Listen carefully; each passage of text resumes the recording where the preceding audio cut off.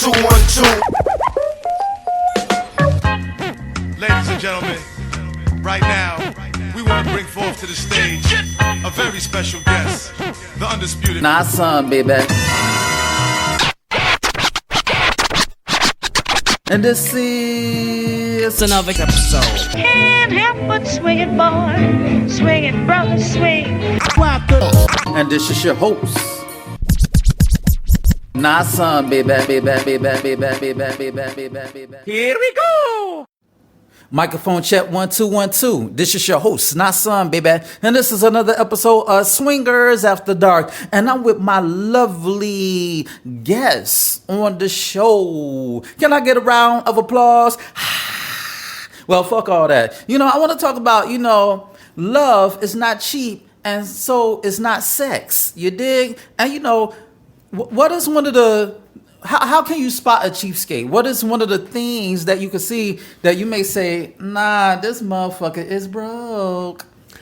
Ooh, sometimes it's so hard to tell, but in some instances, when you go out with a dude and he doesn't offer to buy you a drink, cheap. Or he sit there and want to sit in your face all night and don't buy you a drink, cheap. He don't offer to do anything. Or let's say you get past that and you get to the part that you guys are going to go out and he says, I get it. It's agony. It's agonizing. It's painful. Slow down. I get it. It's painful. I know you thinking about it and it's like, do I really have to say this shit? Because right. We all know cheap men. Like, we know the shit that just don't work. And he try to get the pussy, and you be like, dude, no. So what was the cheapest date that you ever been? Oh. Cheap meaning that, it wasn't about the money. It was just the principle. Like, really, dude? Many years ago, this dude in Chicago, he invited me by his house. I drove from my home state to have dinner with him.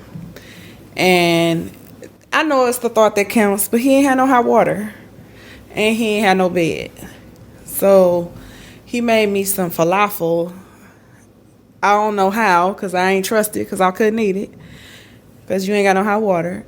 And then he was trying to seduce me on the floor. Like, first of all, I'm not getting down there. And two, you ain't got no air, no nothing. He could at least book the hotel room or something, He fucked that all up. See, the air mattress, like, you don't want to, like, cuddle on the air mattress because he going to be, like, on some shit like, baby, get up, I got to put some air in it type shit, He couldn't even, he ain't had nothing. It was just a blanket on the floor. So he was in his 20s, y'all was in y'all 20s? No. Oh, yeah, well, he should have known better. It was 30s. And it's sometimes when you see shit, right away you be like, oh, hell no, let me get the fuck out of here. So these cats don't put they all into presentation. Man, that presentation is everything. And make your pussy drop like the Sahara. Listen, certain things a man can do for me. 1, spoil me. 2, seduce me. And 3, protect me. You got me. See, a lot of dudes need to understand is that, it's not necessarily the money that get a woman wet. It's the validation behind him paying for the endeavor, for the rendezvous. And, if you don't have money like that, at least be creative. Use your noggin to be creative because whereas a woman doesn't want to date a cheapskate, if you're going to be a cheapskate, at least put some creativity behind your cheapskateness. Yes. One of the best dates I ever went on was probably more than 10 years ago. And we went to the park. He filled up a basket full of fruits and the whole little romantic picnic basket. He gave you a lily or something? Right across the street from his house. It was a park and just sat out there like the most fucking romantic day ever. I still remember it. Did you hear gunshots while you were in the projects? Oh! No, I'm just playing. But, what? So what was your most expensive date that made you say, damn, I want to fuck you on sight? Ooh, maybe not expensive, but most well thought out. It hasn't been the dude that spent the most money, believe it or not. It's been the guy that just thought of me was consistent in his thought of me. So do you do Netflix and chill? No. Why not? I don't know you like that to do no Netflix and chill. Netflix and chill, you can't come in my space like that. Not with that energy. I got to feel you out, see who you are. No pun intended. So he had to put in a little bit of work. Yeah, it's not going to come easy. Fuck that. So when you tried to leave, did the dude be like, hold up, you at my space, give me some pussy? Did they try to debo their way into the pussy on some bullying type shit? Not necessarily rape, but like they try to bully you. Like, where you think you going? I've had that happen before, and I shut shit down quick. So, I mean, it has happened. When I was younger, I wasn't able to shut a situation like that down. But, you get older, you get wiser, so you know what to do and what not to do. You know how to talk your way out of a situation. Yeah, ladies, and that's why you need your switchblade and your motherfucking mace. Or just your gun. Just the gun. Yeah. She's from Milltown, Milwaukee, and they get butt up top. But it's like, is it really about the money or is it really about the occasion? Like, what is the value? Wait, let me back up. It's not about the money. It's pretty much the value that he sees in you, right? Exactly. So if he's going to put some thought into planning and saying, hey, we're going to go here and be ready at a certain time, and I want you to look a certain way because this is where I'm going to take you, that is much better than a guy calling me and saying, what you doing tonight? What you want to do? Where you want to go? Like, I need you to lead. I lead all week, all day in my own life. If I'm fucking with you, that's because I don't want to lead. I want you to take me to the water, make me drink, make me think, Or make you swallow. Ow. So it's pretty much about, him not looking at you as a cheap thrill. Oh, definitely. Definitely, because sex is dessert with me. I don't know about anybody else. Poly, lifestyle, swinger, doesn't matter. It's still dessert. You can't just come and feel on my leg and be like, ooh, you sexy, and think we finna fuck. Not gonna happen. But is there like an exception to the rule where you like a dude so much that you like, I gotta spend anything. I just want to fuck you? That's only happened once, and we still friends fucking to this day. So why is that though? Why is there an exception to the rule? Because I tried to make him a one-night stand and he couldn't leave it alone. She got that kitty cat, itty bitty bang bang. So it was the poo nanny that made him stay. Yeah. Well, it had to be about the deal snick to make him stay. Well, make you stay rather. It was, there was a mutual attraction, and every time I called, he came. Every time he came, I called. Every time he called, I came. So. No pun intended. So how could a dude could be the exception to that rule? I think it's. You just gotta have it built within yourself, that confidence. Not the swag, because the swag can sometimes be overrated, but confidence. And if you see something you want, speak up on it. I mean, I told a story earlier about somebody who, he was fronting for all intents and purposes. I mean, shit looked nice, so I got back to the house, to the room. So you would have fucked him if his room was on point? Maybe. Possibly. So if his shit looked like a palace on some Aladdin shit, you know what I'm saying? You would have been Jasmine. Not necessarily. I mean, if it looked like regular schmegular spread out, but it wasn't bigger than the bathroom, fuck am I doing there? I'll take that back. Kitchen.